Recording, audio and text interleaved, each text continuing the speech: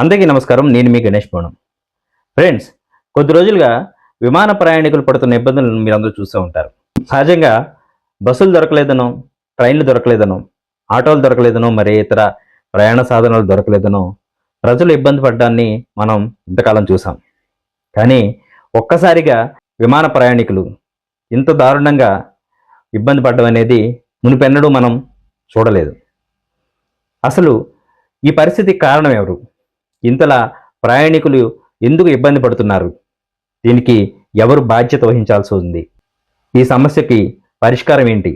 ఎప్పుడు సాధారణ పరిస్థితులు నెలకొంటాయి అనే విషయాల మీద ఇప్పుడు మాట్లాడుకుందాం. స్టే ట్యూన్ టు మీ కొత్త బాయ్ గణేష్ పవనం. Welcome back. ఫ్రెండ్స్, ప్రైవేట్ బస్సులు కానీ లేదంటే ఆర్టీసీ బస్సులు కానీ అలాగే లారీల్లో కానీ దూర ప్రాంతాలకు వెళ్తున్నప్పుడు ఇద్దరు డ్రైవర్లు ఉండడం అనేది మనం చూస్తూ ఉంటాం. అంటే కొంత దూరం ఒకరు డ్రైవ్ చేసిన తర్వాత మరికొంత దూరం మరొకరు డ్రైవ్ చేస్తూ ఉంటారు. సో ఒకరు డ్రైవ్ చేస్తూ ఉంటే ఇంకొకరు విశ్రాంతి తీసుకుంటూ ఉంటారు. ఒక రోజంతా డ్యూటీ చేసిన తర్వాత విశ్రాంతి ఇవ్వడం అనేది మనం రైల్వేలో చూస్తూ ఉంటాం. విమానయాన రంగంలో ఈ పరిస్థితి కనిపించడం లేదు. దీంతో పైలట్లు కానీ క్రూ సిబ్బంది కానీ ఇబ్బందులు పడుతున్నారు అనే ఉద్దేశంతో కేంద్ర ప్రభుత్వం ఒక కొత్త నిబంధనలు అయితే తీసుకొచ్చింది. ఫ్లైట్ డ్యూటీ టైమింగ్స్ అనే నిబంధన తీసుకురావడంతో ఆ నిబంధన గత నెల అంటే నవంబర్ 1వ తేదీ నుంచి అమల్లో కూడా వచ్చింది. అయితే ఈ నిబంధన తీసుకొచ్చే ముందు అందరికీ అంటే విమానయాన రంగంలో ఉన్న సంస్థలన్నిటికీ సమాచారం ఇచ్చి ఈ నిబంధనల్ని అమల్లోకి తీసుకురావడం కూడా జరిగింది. సో ఇంతవరకు బాగుంది. కానీ కొన్ని ప్రైవేట్ విమానయాన రంగ సంస్థలు ఈ నిబంధనల్ని వ్యతిరేకిస్తున్నాయి. వారి వ్యాపారాలు దెబ్బతింటాయి ఇలాంటి నిబంధనల వల్ల అని చెప్తున్నాయి. అయితే అందులో వాస్తవం ఎంత అనేది పక్కన పెడితే కేవలం ఆ నిబంధనని అంగీకరించలేక ఒక సంస్థ తమ విమానాలని రద్దు చేసింది. విమాన ప్రయాణికులు ఇంతగా ఇబ్బంది పడడానికి బీజం అక్కడ పడిందన్నమాట.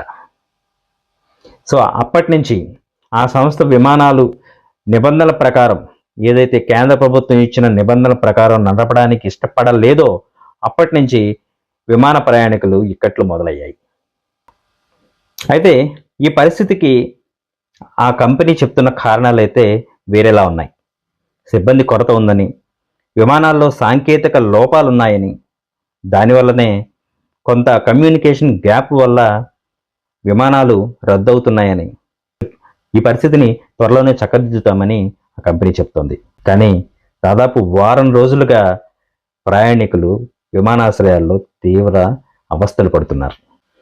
ఎంతలా అవస్థలు పడుతున్నారంటే కనీసం శానిటరీ నాప్కిన్స్ కూడా దొరకని పరిస్థితిని కొంతమంది మహిళలు ఫేస్ చేయాల్సిన దుస్థితి.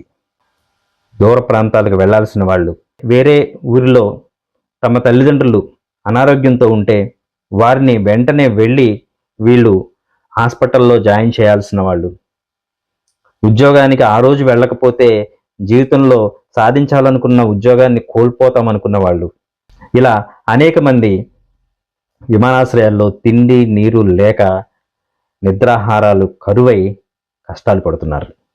కనీసం వారి లగేజీ బ్యాగులను అంటే కనెక్టింగ్ ఫ్లైట్లలో కానీ మరే ఫ్లైట్లో కానీ ఉండిపోయిన లగేజీ బ్యాగులను ప్రయాణికులకు ఇవ్వలేని పరిస్థితిలో నిర్వాహకులు ఉన్నారంటే పరిస్థితి ఎంత దారుణంగా ఉందో అర్థం చేసుకోవచ్చు. సరే, ఇది అంతా పక్కన పెడితే ప్రైవేటు సంస్థ వ్యాపారాల కోసం చూసుకుంటుంది, వాళ్ళు ప్రజల ఇబ్బందులను పట్టించుకోరు అనే దానికి ఇది ఒక నిదర్శనం. సరే, కాబట్టి వ్యాపారస్తులు మనం తప్పు పట్టడం కూడా అనవసరం. కానీ పట్టించుకోవాల్సిన ప్రభుత్వాలు ఏం చేస్తున్నాయి? కేంద్ర ప్రభుత్వం నిబంధనలు తీసుకొచ్చి ఆ విమాన కంపెనీలని దాన్ని అమలు చేయాలని చెప్తుంది. కానీ అవి పాటించని విమానయాన కంపెనీలపై ఏం చర్యలు తీసుకుంది? ఇన్ని రోజులుగా ప్రజలు ఇబ్బంది పడుతుంటే కేంద్ర ప్రభుత్వం కానీ సంబంధిత శాఖ మంత్రులు కానీ అధికారులు కానీ ఏం చేస్తున్నారు అనేది ఇప్పుడు $1 మిలియన్ ప్రశ్నగా మారింది. మన దేశంలో మన చేతుల్లో ఉన్న ప్రైవేటు సంస్థల వల్ల వచ్చిన ఇబ్బందిని వారం రోజుల పాటు పరిష్కరించలేని పరిస్థితుల్లో ప్రభుత్వాలు ఉన్నాయా? ఇంత చిన్న విషయాన్నే పరిష్కరించలేని పాలకులు రేపు పెద్ద పెద్ద ఉపద్రవాలు ఏర్పడితే ఎలా పరిష్కరిస్తాయి, అసలు ఎలా ఫేస్ చేస్తాయి అనే ఆందోళన ఇప్పుడు దేశ ప్రజల్లో అయితే నెలకొంది.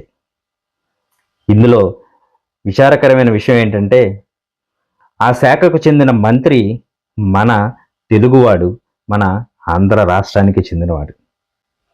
ఆయన కనీసం ఈ పరిస్థితిని చక్కదిద్దడానికి కానీ, ప్రజలకు సమాధానం చెప్పడానికి కానీ ఇంతవరకు ప్రయత్నం చేయకపోవడం విమర్శలకు తావిస్తోంది.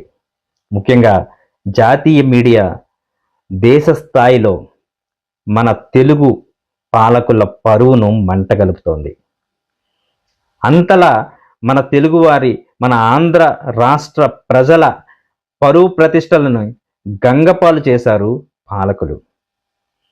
కనీసం సమస్య తలెత్తిన వెంటనే మీడియా ముందుకు వచ్చి, ప్రజల ముందుకు వచ్చి, ఇది సమస్య, దీన్ని పరిష్కరించడానికి మేము ఇలాంటి చర్యలు చేపడుతున్నాం అని వివరించి ఉంటే మన పరువు నిలబడి ఉండేదేమో.